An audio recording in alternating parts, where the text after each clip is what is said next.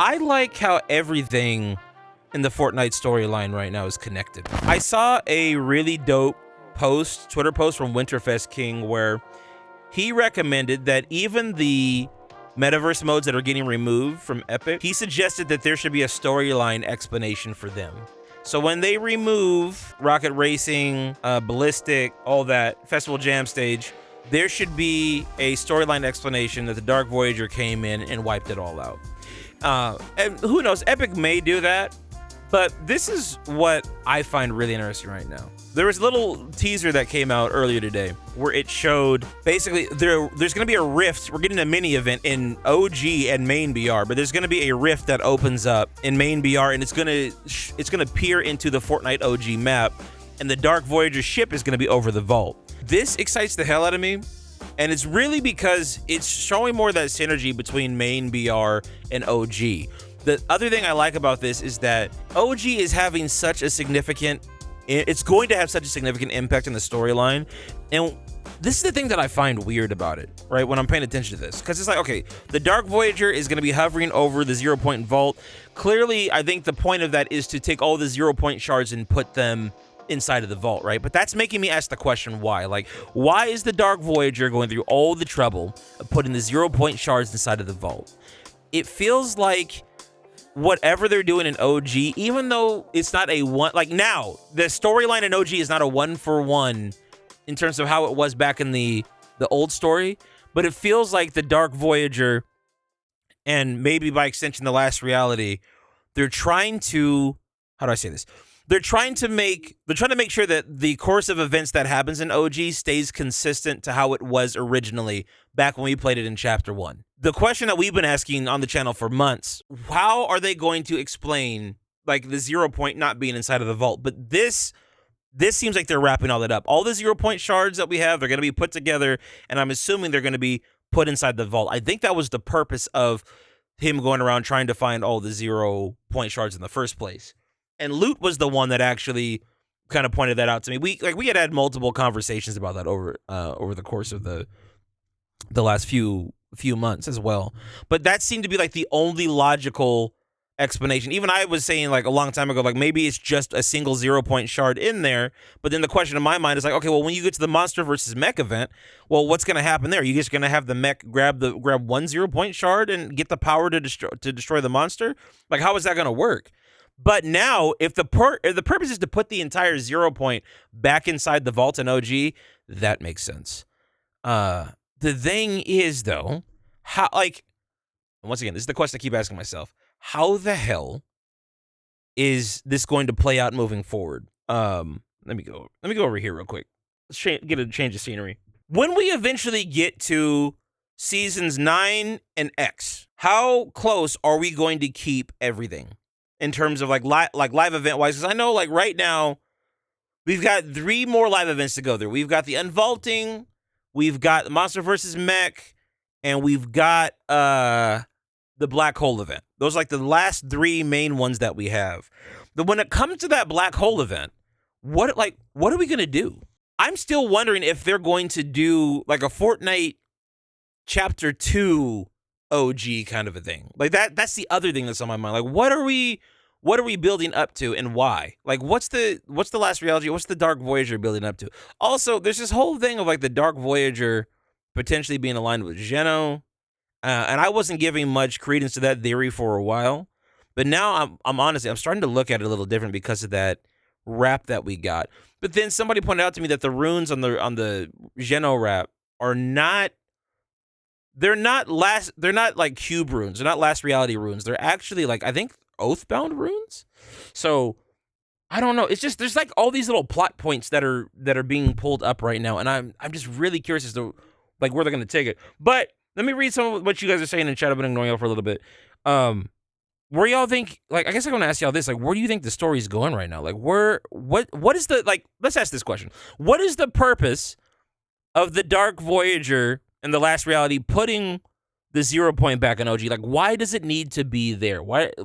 And I guess I answered my own question earlier by saying maybe it's because they're trying to maintain the integrity of those events in that timeline. But why? Why is it so important for all those events to happen in the same way? so they can finally stabilize their reality. Afro, how did we come to the conclusion that the last reality is unstable? But that's an interesting theory, right? That the reason why they want the 0 point is to stabilize their reality.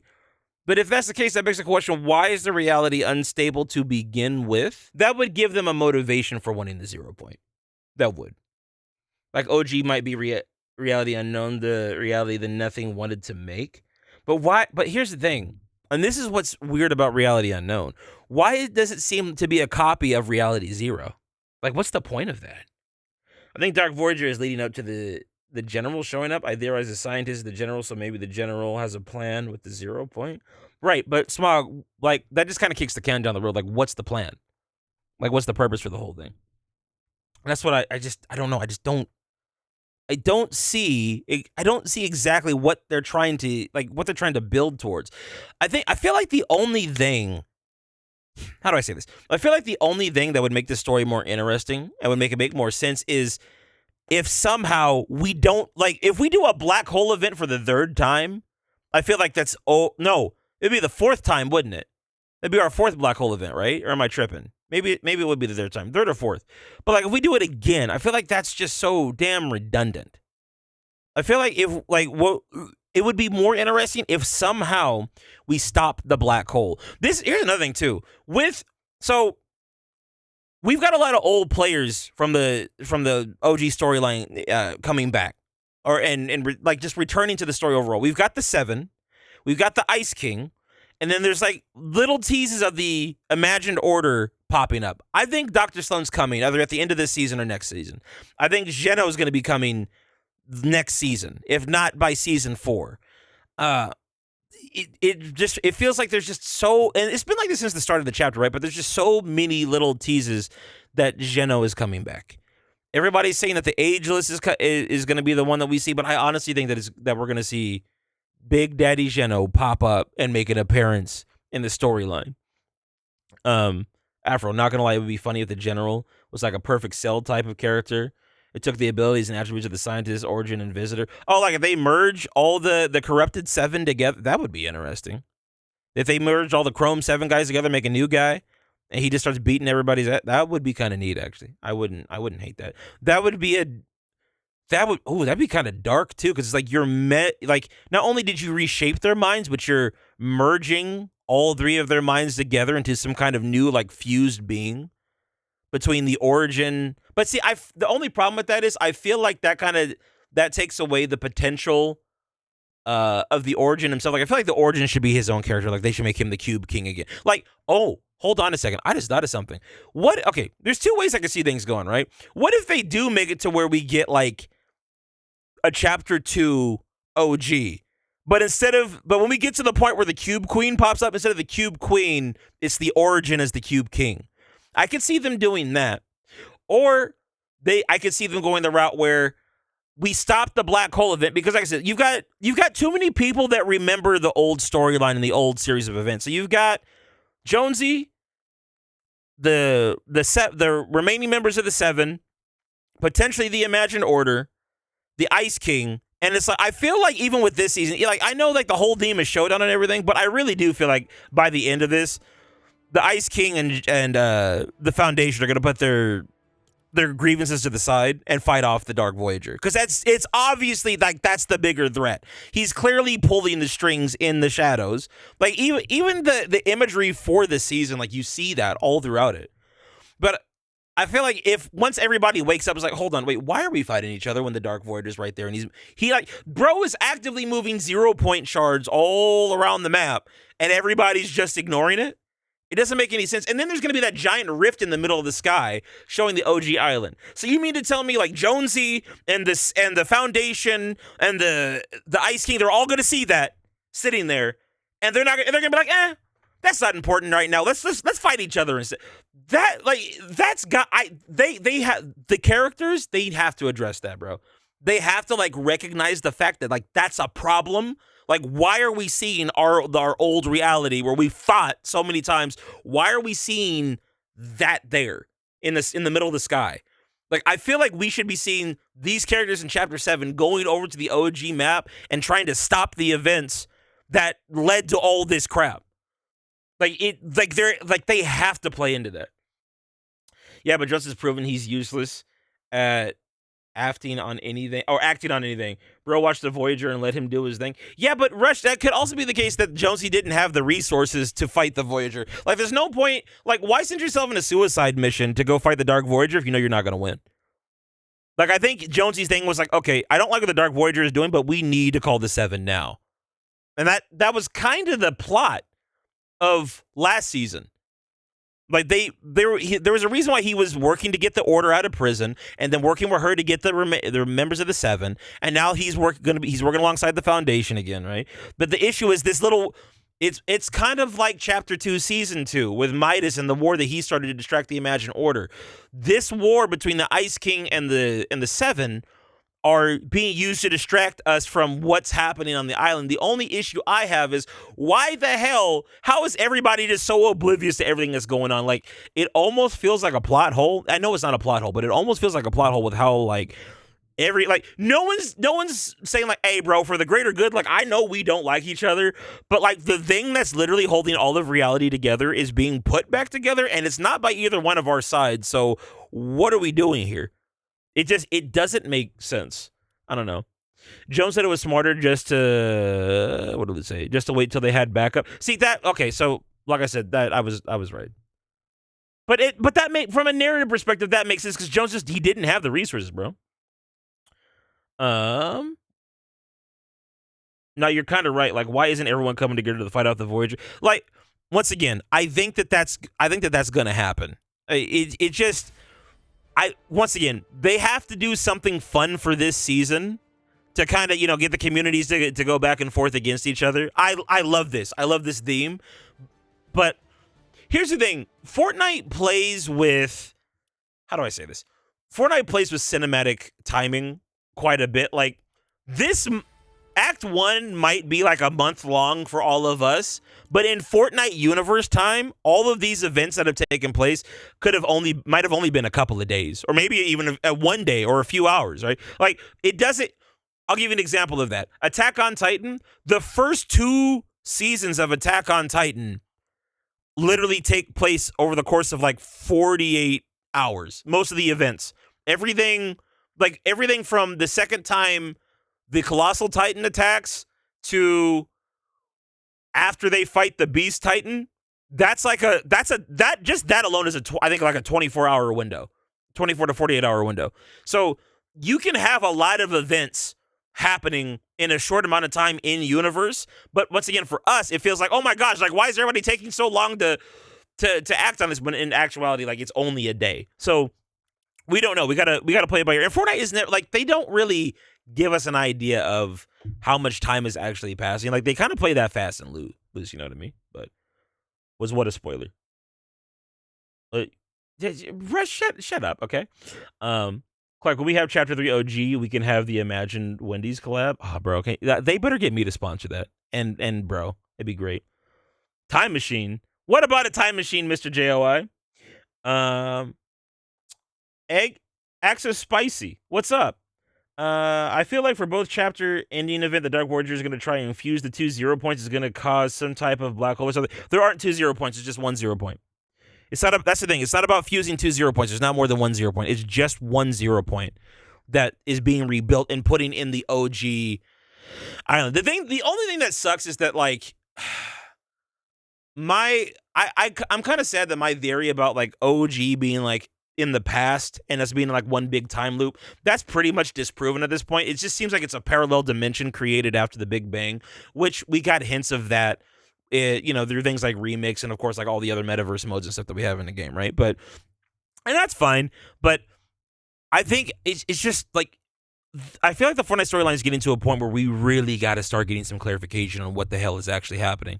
Like, we really need we need the characters to recognize and address, like, oh, the Dark Voyager's moving these 0 point shards, and that's kind of weird, and I don't like that. And man, I remember what Geno told us before we killed him off, and then Geno pops back up, was like, ha, psych, I'm not dead though.